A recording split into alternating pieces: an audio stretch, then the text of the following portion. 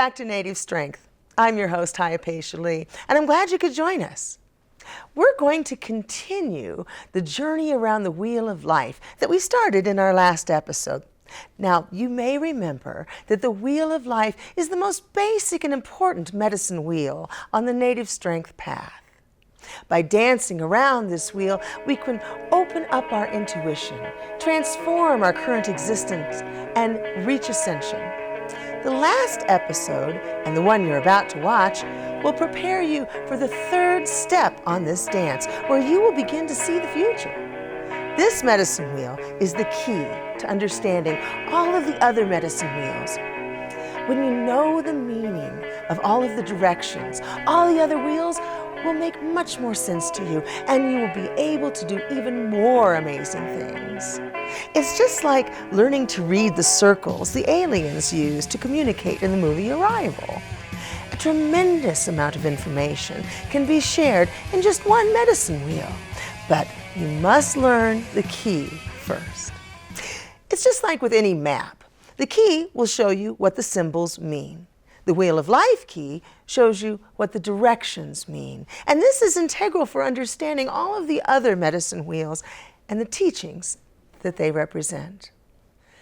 The Wheel of Life is the key to unlocking the meaning of all the other wheels, but it contains a tremendous amount of wisdom on its own. Remember, the information came to us from the star people, who are much more advanced than us, so it is incredibly complex, but I'll break it down for you, don't worry. Now, in our last episode, we discussed the South and how it stands for many things, but one of the most important is perspective. I gave you examples of how we can change our life when we change our point of view. Medicine wheels move in a clockwise direction, so our next step will be in the Southwest. Now, the non-cardinal directions are not quite as complex, so they don't have as many attributes ascribed to them as the cardinal directions do, but that doesn't make them any less important. For example, the South stands for childhood, trust, and innocence, music, and art, and perspective. The Southwest is associated with interpretations. You see how much simpler the Southwest is? When we try to make sense of life and prepare for the future, we use our past experiences as a guide. Sometimes the things that happened in the past were easy to understand. We may have forgotten to look when we crossed the street and almost gotten hit by a car. We can interpret this as a lesson in the result of carelessness. Most of the time, though, things are far more complicated. If we examine the events of the past and their causes and effects, we can begin to predict the future.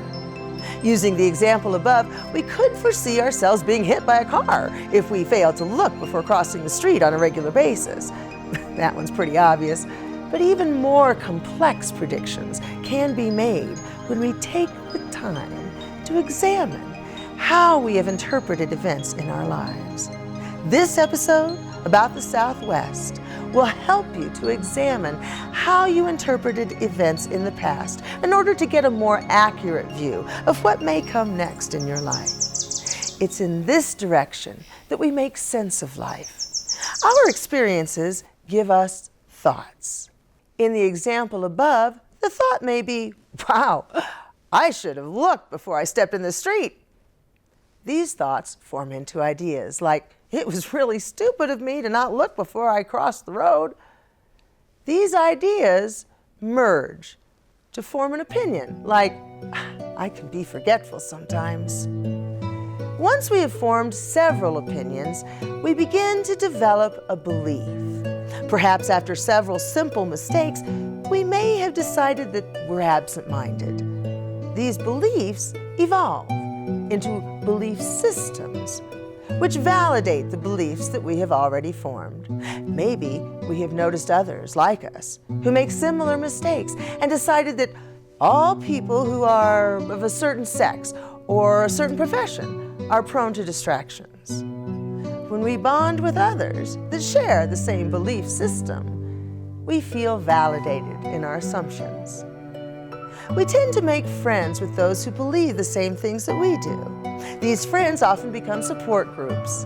and the belief systems can become philosophies, religions, or ideologies.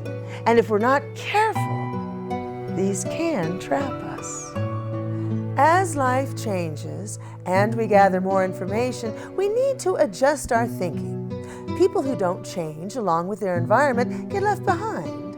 Species that don't evolve become extinct.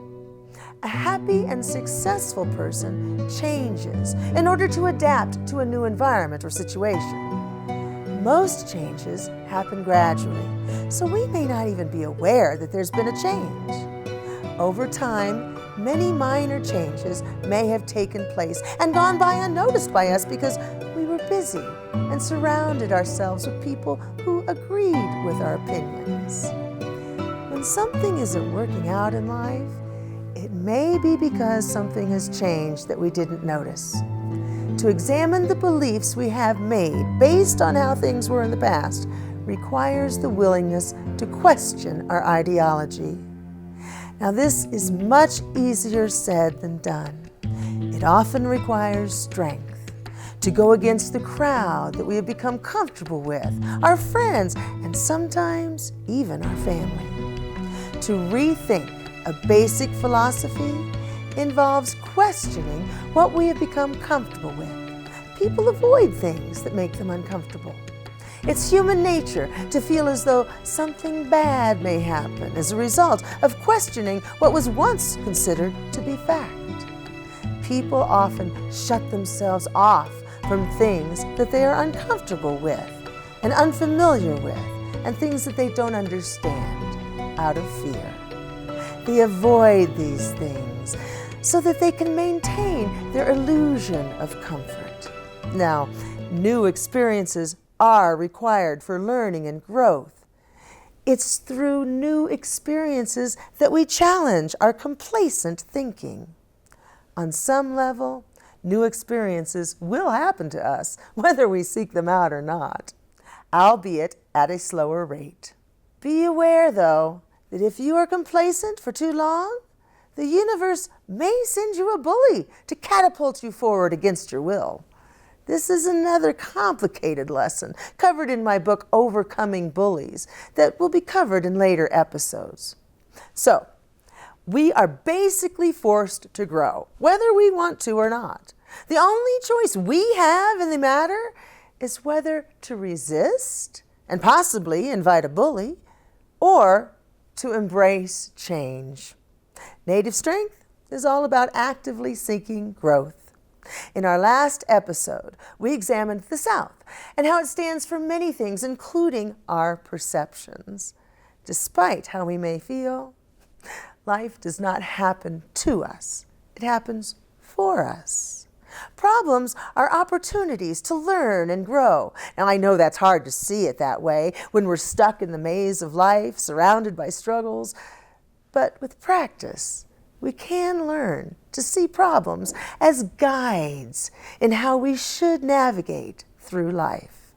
If your work environment is abusive, you may decide that means that you should stand up for yourself, or that it may be time to move on to a better job. Or you may interpret this to mean that you are being tested and that you should put up with the abuse at all costs. If something isn't working out and is a constant source of stress or unhappiness, we have the ability to change it.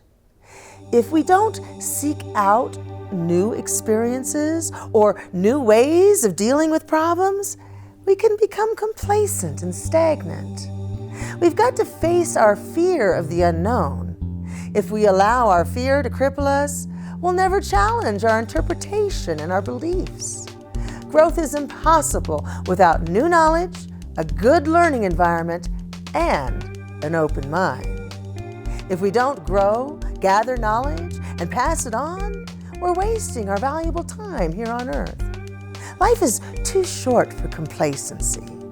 Now, I know all of this sounds really complicated, so I'm going to give you an example of what I mean. Let's look at negative female energy in the Southwest. Keep in mind that both men and women can fall into the trap of using negative female energy and becoming complacent. Nell grew up in a conservative religious family. Her father was the head of the household, and her mother always counted on him. Her mother showed by example that sacrificing for one's family was honorable and admirable. This is what God wanted women to do, to care for their families and do as their husbands requested. Nell's father took care of the family by bringing home a nice paycheck, fixing anything that needed repair, and being the rock that everyone turned to for support. After work, he relaxed in his chair while Nell's mother cooked dinner. Nell's mother looked up to him, and he made all of the necessary decisions in the family. Her mother took pride in her supportive role and was rewarded with respect and appreciation. When Nell went off to college, she remembered being told how boys will be boys and that she must keep her guard up. So she never attended fraternity parties or drank alcohol to excess. Still, one night, when she was walking home from the library, she was raped. She thought it was her fault. Her parents tried to tell her it wasn't, but somehow she felt that if a man had been there with her to protect her, she would have been safe. It seemed to her that her father had always kept her family from harm. Not too long after that, Nell found a boyfriend and married after just a few months. She liked being with him. He was like having a .38 on her hip. He could protect her from other men.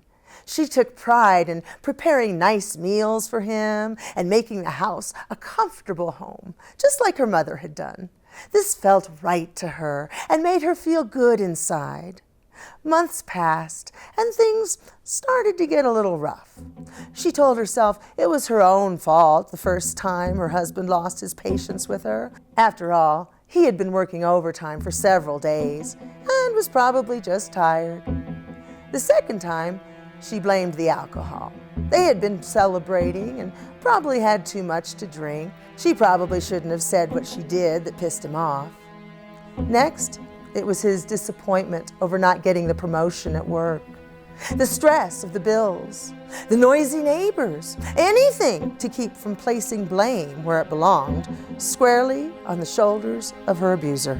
She told herself that she was a good woman to put up with him and that God would reward her. Her husband would soon see the errors of his ways, and he would shower her with affection for having stood by him so faithfully. After all, that's what good women do, stand by their man. So she put up with the abuse. She thought it was safer than facing the unknown abuse that was sure to befall her if she left him. Nell would have been better off leaving the guaranteed abuse at the hands of her husband and living on her own. She had heard that ridiculous saying that the devil you know is better than the one you don't, and she believed it. Nell could have taken classes in self-defense, learned to handle a weapon, and increased her awareness of her surroundings. All of these things would have decreased the odds of her being victimized again. They would have also had the additional benefit of empowering her. She could have gone out on her own and lived the rest of her life without ever being victimized again. She interpreted her previous life experiences to mean that she was not safe without a man by her side, even if he was abusive to her.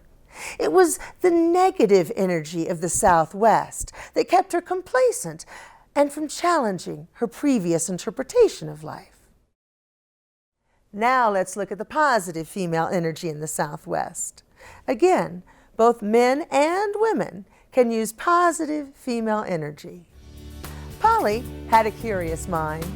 Now this had gotten her into trouble as a young child. Her teachers and parents sometimes got frustrated with her endless streams of questions. But this didn't stop her from asking. She wasn't afraid to go wherever the answers took her. So it wasn't surprising that as a young adult, she had climbed 3 of the tallest mountains in North America. She loved the view and the solitude.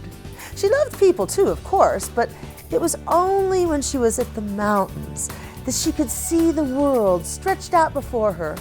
It was like a platter offering up everything in the world to her only for the asking. On the mountains, she could imagine things that she had never thought of before.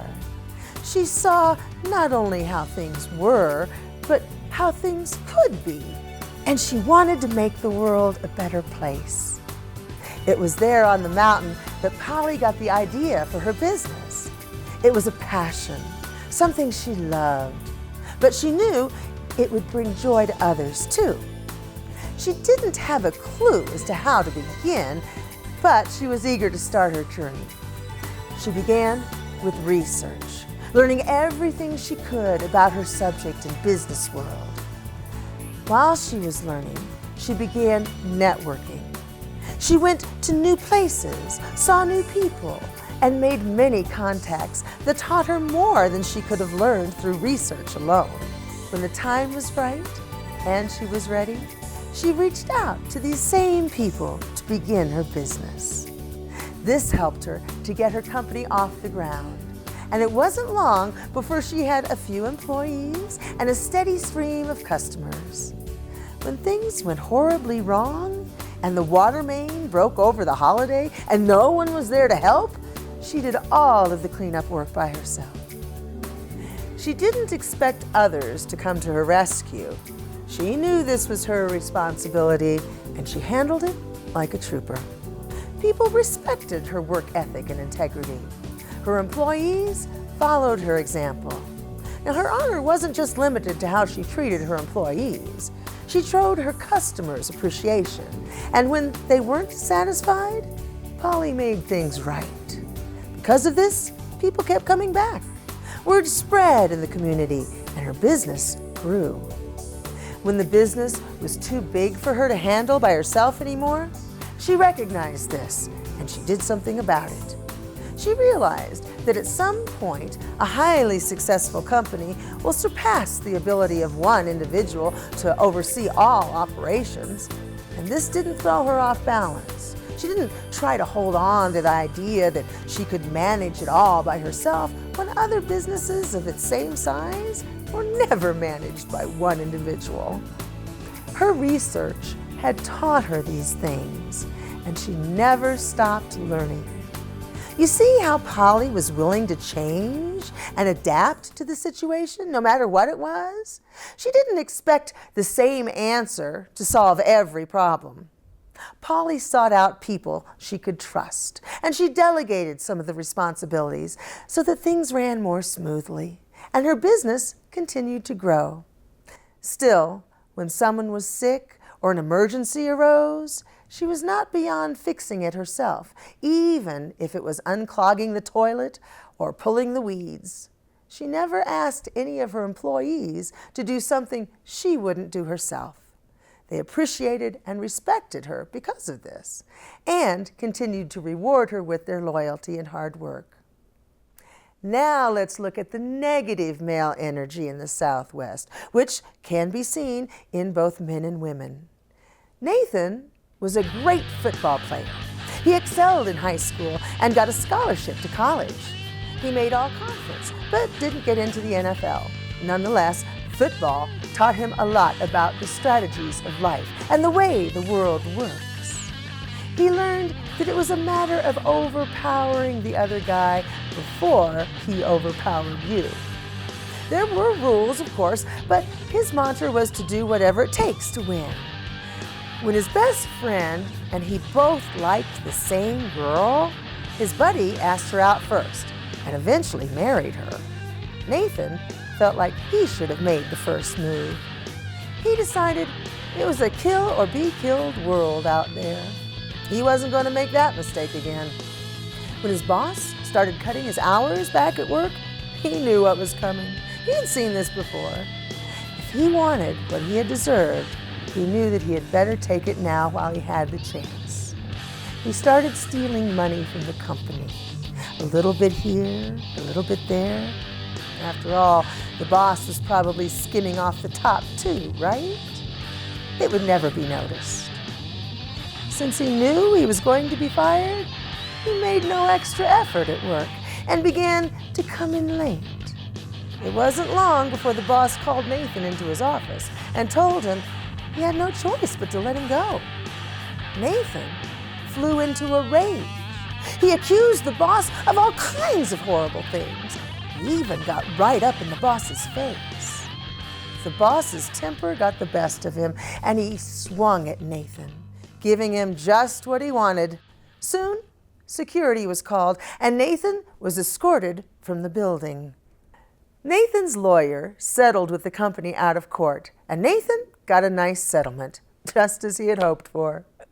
When no one in the world plays fair, the one who plays the dirtiest wins, and Nathan thinks he won. Do you see that Nathan decided that aggressive behavior was the only way to succeed early in life, and that his methods became inappropriate? He failed to interpret the current situations correctly and act accordingly. Now let's examine positive male energy in the Southwest. Peter was having a rough time. He had flunked out of 2 of his classes in college last semester, and his girlfriend was pissed at him. His parents were disappointed in his grades, and he was not happy. In fact, he was depressed. He decided to go out for a walk in nature one Saturday to clear his mind. He wanted to get away from everything and focus on his life. He had to find out what was keeping him from achieving his goals and being happy. As he drove away from the city, he focused on leaving his daily worries behind. He pushed back the memories of failure and scolding from his parents and the angry voice of his girlfriend, and went within himself. When he parked his car and started his walk, he made a conscious decision that he wouldn't think of such things while he was gone. They would be right there in the car waiting for him when he returned. As he walked down the path, he asked himself why he was so unhappy. "Because this isn't what I want to be doing," he immediately heard. "What do I want to be doing?" he cautiously asked. What came next was a surprising flood of information on the subjects he really wanted to be studying, the kind of girl he really wanted to date, and the activities he truly wanted to be involved in. None of these things were what his parents would have wished or planned for him. All of a sudden, it struck him that he had never made the choices in his life for himself. It had been assumed that he would go into the same business as his father, and he enthusiastically went along with it. It wasn't that they had forced him down this path, but their suggestions and visible desire made the young boy naturally want to please those he loved. He almost raced back to the car. He was excited to begin a new life where he followed his own dreams and desires without fear of rejection from those he loved. It didn't matter if they understood at first or not. He would be happy. And since they loved him, they would want that. No one should live their life solely for the happiness of another. Do you see how Peter was able to see how to change his life in order to find happiness? He used the positive energy of the Southwest to examine the path that led him to this unhappy spot in life.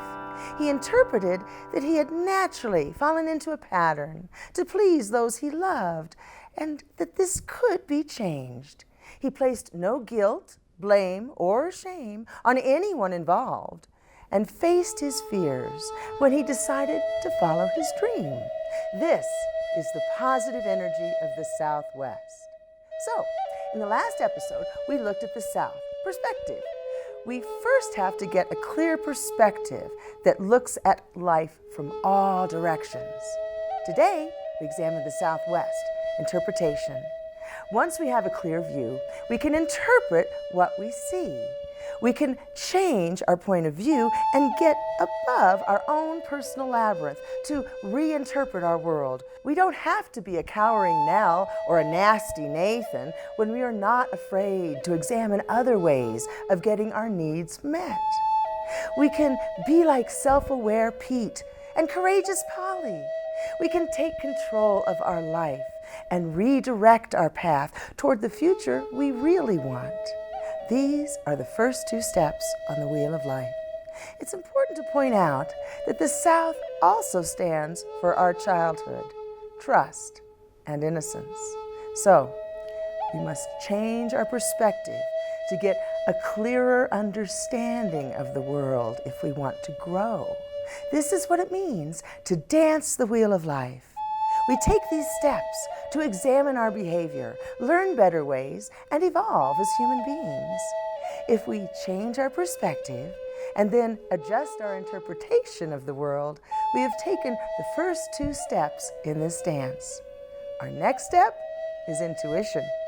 Now, this gift can only become available to us after we have taken the first 2 steps. This is a dance toward ascension, evolution, and to a higher harmony. This will free us from the limitations placed on us as children and allow us to feel like we're becoming our own person. This will also prepare us to receive many gifts like intuition that some people call magical. We don't have to put up with a bad situation because we are afraid of the unknown, like Nell, or manipulate people into a self-fulfilling prophecy, like Nathan, in order to make ourselves feel powerful. We have better choices, ones that will empower us and get us further down our path to hope, health, harmony, humor, and happiness. Take a few minutes to re-examine some of the core beliefs and philosophies that you may have formed over the years and ask yourself if these are holding you back.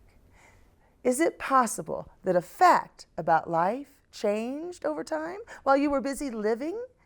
Would you be happier or more successful if you adapted to this subtle change? Don't do yourself a disservice by ignoring a new opportunity. We're often our own worst enemy when we hold ourselves back out of ignorance or fear. The whole world is available to you. Don't stop yourself from experiencing it. Our next episode in this dance around the wheel of life will bring us to intuition. I sense that you're going to want to join me for this very important and life-changing episode. I'm Hyapatia Lee, and this is Native Strength. Ay, ay, ay, ay, ay, ay.